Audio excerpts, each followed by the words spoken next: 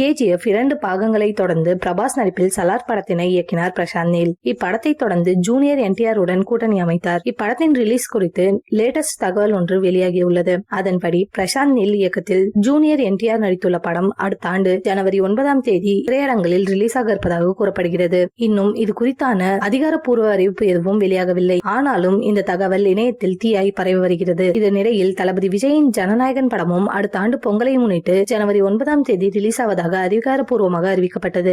வினோத் இயக்கத்தில் விஜயின் கடைசி படமாக உருவாகி வரும் ஜனநாயகன் ஷூட்டிங் தற்பொழுது விறுவிறுப்பாக நடந்து வருகிறது. இந்நிலையில் ஜனநாயகனும் பிரசாந்த் நீல் ஜூனியர் NTR காம்போவில் உருவாகும் படமும் ஒரே நாளில் ரிலீஸ் ஆக இருப்பதாக வெளியாகியுள்ள தகவல் திரையுலக வட்டாரத்தில் பரபரப்பை ஏற்படுத்தியுள்ளது. முன்னதாக விஜயின் பீச் மற்றும் பிரசாந்த் நீல் இயக்கிய KGF 2ஆம் பாகமும் ஒரே நாளில் ரிலீஸ் ஆனது. இதனால் பீச் படத்தின் வசூலில் பாதிப்பு ஏற்பட்டதாக கூறப்பட்டது. இந்நிலையில் தற்பொழுது மீண்டும் விஜய் பிரசாந்த் நீல் படங்கள் மோத உள்ளன. இதனிடையில் சிவகார்த்திகேயனின் பராசக்தி படமும் அடுத்த ஆண்டு பொங்கலுக்கு ரிலீஸ் ஆக இருக்கிறது. சுதா கொங்கரா இயக்கத்தில் இந்தி திணிப்புக்கு எதிரான படமாக உருவாகி வரும் இதன் படப்பிடிப்பு தற்பொழுது விறுவிறுப்பாக நடந்து வருகிறது என்பது குறிப்பிடத்தக்கது. சிவகார்த்திகேயனின் படத்தை கண்டிப்பாக விஜய் படத்துடன் மோதவிட வேண்டும் என்பதில் ரெட் ஜெயின் நிறுவனம் உறுதியாக உள்ளதாம். விஜய் படத்திற்கு சிக்கலை கொடுக்கவே உதயநிதி இதனை செய்து வருவதாகவும் சிலர் கூறி வருகின்றனர். அரசியலில் திமுகவிற்கு விஜய் பெரும் நெருக்கடியை கொடுத்து வருகிறார். இதனால் இவரது படத்தை வெளியிட பல பிரச்சனைகளை ஆளும் கட்சியினர் கொடுக்கலாம் என கூறப்படுகிறது.